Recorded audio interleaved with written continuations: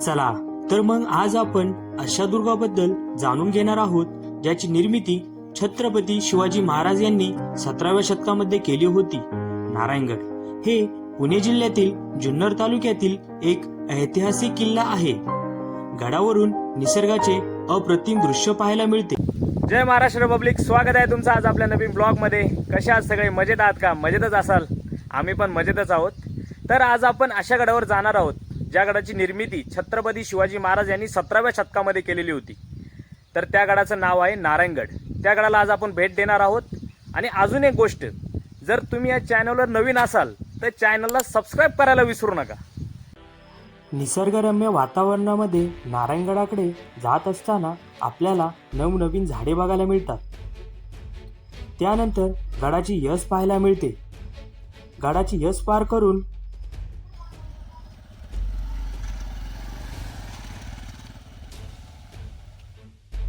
ते मुकाई मातेचे मंदिर पाहायला मिळते. गडाच्या खाली मुकाई मातेचे मंदिर हे या किल्ल्याचे मुख्य आकर्षण आहे. मंदिरात देवी मुकाई मातेची मूर्ती पाहायला मिळते, जी परिसरातील लोकांसाठी श्रद्धेचं केंद्र आहे. फायनली आपण आलेलो आहोत गडाच्या पायथ्याशी. तुम्ही बघू शकताय मुक्ताबाईचं मंदिर आमच्या पाठीमागे. हे गडाच्या नारायणगडाच्या पायथ्याशीच हे मंदिर आहे. आणि आता आपण इथून निघणार आहोत वर. तर आपल्यासोबत आपले आहेत शुभम भाऊ, जे हटकेश्वर मंदिराच्या वेळेस सुद्धा आपल्या सोबतच होते आणि आजही ते आपल्या खंबीरपणे आपल्या सोबत आज आहेत. नारायणगडावर जात असताना आपल्याला सुंदर अशा पायऱ्या पाहायला मिळतात. पुण्यापासून सुमारे 80 किलोमीटर आणि जुन्नर शहरापासून 10 किलोमीटर अंतरावर आहे. नारायणगड हा प्राचीन किल्ला असून सातवाहन काळात बांधला गेला असल्याचे मानले जाते. हा किल्ला संरक्षणासाठी आणि व्यापार मार्गावर नजर ठेवण्यासाठी बांधला गेला होता.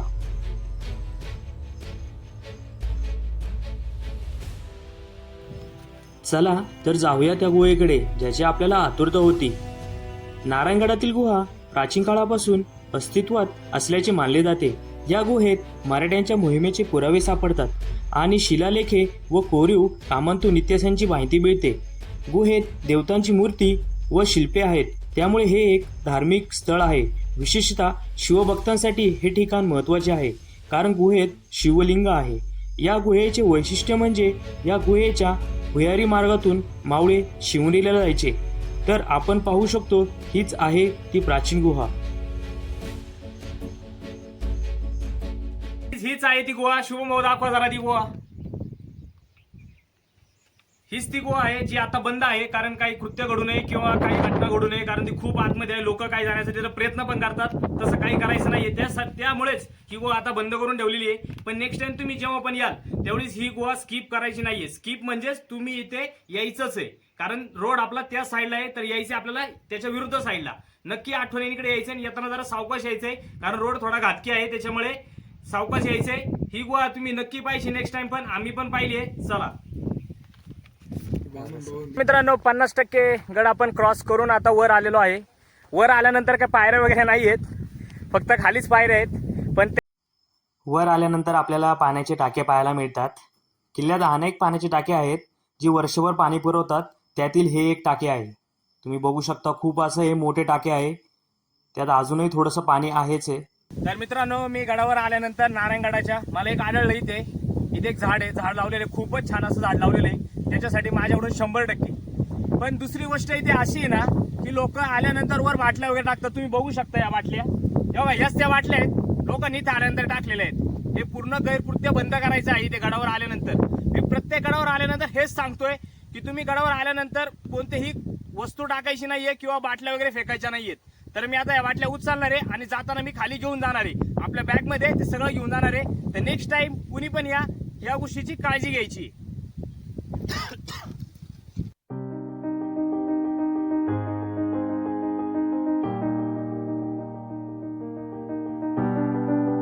तर चला शुभम भाऊला विचारूया, इथलं वातावरण कसं आहे, इथं कसं वाटतंय त्यांना इथं आल्यानंतर. शुभम भाऊ, कसं वाटतंय तुम्हाला इथं? एकदम मस्त वाटतंय, थंडगार, एकदम पावसाचं वातावरण झालेलं आहे.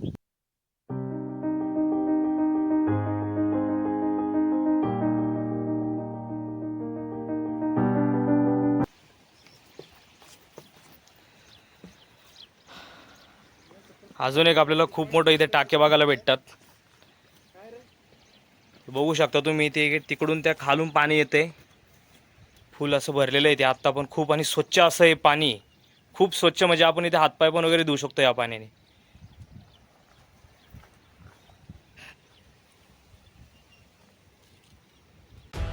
हस्तमाता मंदिराकडे जात असताना हे सुंदर सुरेख असं छोटंसं गणपतीचं मंदिर पाहायला मिळते.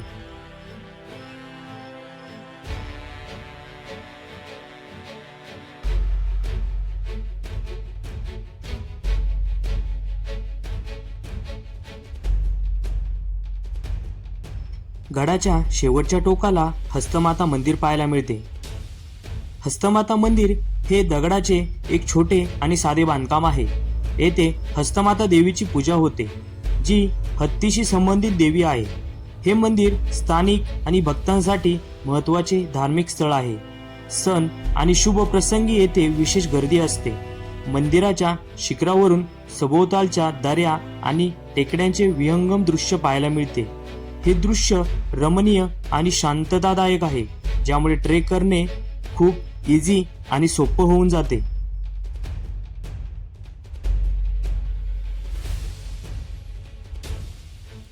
किल्ल्यावरून परिसराचे मनोहर दृश्य पाहायला मिळते. यात हरिश्चंद्रगड, शिवनेरी किल्ला, जीवदान किल्ला आणि हडसर किल्ला यांचा समावेश आहे. तर काहीच खाली जाताना आपल्याला इथं एक रहिवासी भाऊ भेटलेले आहेत. तुमचं काय नाव भाऊ? गौरव. गौरव नाव तुमचे. हा. गडा काय मग गडाचे उत्सव वगैरे कधी असतो या? पुढच्या महिन्यात नागपंचमीला इथं मोठा उत्सव होतो. म्हणजे मोठा उत्सव भरतो पुढच्या महिन्यात. मग हा. सगळ्यांनीच आलं पाहिजे त्या महिन्यामध्ये. हा. बरं बरं, डेफिनेटली सगळे येते. आल्यानंतर आम्ही येताना भेळ थोड्याशा काही गोष्टी घेऊन आलेलो खाण्यासाठी, पण गड छोटा असल्यामुळे काही भूक नाही लागली, त्याच्यामुळे खाली आल्यानंतर आता आम्ही तो प्लॅन केलेला आहे जेवण वगैरे करायचा. तुम्हाला दाखवतो शुभम भाऊ वगैरे आम्ही काय काय घेऊन आलेलो आहे सगळं. हे आहे शेंगदाणे, राजगिरीचा लाडू, त्याच्यानंतर कांदा, भेळ, आणि हे शुभम भाऊ राजगिरीचा लाडू खाताना आनंद घेताना. तर काय तिथे जेवण करत असताना काय आलं, आम्ही जेवणच करत होतो. नेमकी एक जण अनोळखी एक असा व्यक्ती आला, तो नंतर ओळख त्याच्या आमची गावचीच निघली. तर त्याने एक टिफिन आणलेला, तर तो टिफिन ऑलरेडी येताना जेवण करून आलेला, त्याच्यामुळे तो इथं आल्यानंतर आम्हाला बोलला, आम्ही नेमकी जेवण करत होतो ना, तर जेवण करत असताना तो आम्हाला बोलला की तुम्हाला जेवण करायचे का, माझा टिफिन आहे तर तुम्ही जेवण करू शकता. तर मग आम्हाला पण तेच पाहिजे होतं. म्हणलं हा ना, मग त्यांनी आणला. आता बघा शुभम भाऊ ना आम्ही सगळे जेवण करतोय. तुम्हाला आता तो टिफिन दाखवतो त्यांनी काय काय आम्हाला म्हणजे टिफिन मध्ये होतं सगळं तुम्हाला दाखवतो, तुम्ही बघा आता. तर त्या टिफिन मध्ये ना हे लोणचं पण आहे, गवारीची भाजी पण आहे, चपात्या, भरपूर चपात्या, आणि विथ पाण्याची बॉटल पण, ताण पण भरपूर लागलेली देवकृपेने. बघा हे आमचं नशीब, बळवंत नशीब बोलावं लागेल. आणि शुभम भाऊनी पूर्ण खुश आहेत बघा, चेहऱ्यावर खुशी, कारण टिफिन भेटलंय, पाहिजेच काय अजून. तर मित्रांनो, गडावरून येताना आम्हाला या सर्व बॉटल्स भेटलेले आहेत. आता या आम्ही कचराकुंडीत, त्या समोरच्या कचराकुंडीत टाकणार आहे. तर सर्वांना हेच करायचं आहे, गडावर जाताना तुम्हाला जेवढ्या पण प्लास्टिकच्या वगैरे बाटल्या भेटतील तर त्या अशा आपण खाली आणायच्यात आणि आपला गड स्वच्छ ठेवायचा. जेवण वगैरे सगळं आपलं झालेलं आहे आता. तर आता मी तुम्हाला थोडक्यात काही गोष्टी सांगणार आहेत, गडावर काय काय काळजी घेतली पाहिजे. पहिली काळजी म्हणजे गडावर घेण्यासारखी ही आहे की ज्यावेळेस तुम्ही वर जाशाल, गडाच्या समोरच मंदिराच्या समोर थोडेसे दगडी वगैरे तर त्या ठिकाणावर फक्त थांबायचं नाही. मध्ये आधी तुम्ही थांबू शकता, काही प्रॉब्लेम नाही, कारण मध्ये आधी काही इश्यू नाहीये, काही दगडी वगैरे नाहीये, काही घटना घडण्याची गोष्ट नाहीये, पण समोर घटना काही घडू शकतात, ती एक गोष्ट. आणि हा प्रवास खूप असा छान झालेला आहे, खूप मस्त म्हणजे मस्त. तुम्ही पण नेक्स्ट टाइम याल, असाच हा प्रवास होणार आहे तुमचा सुद्धा.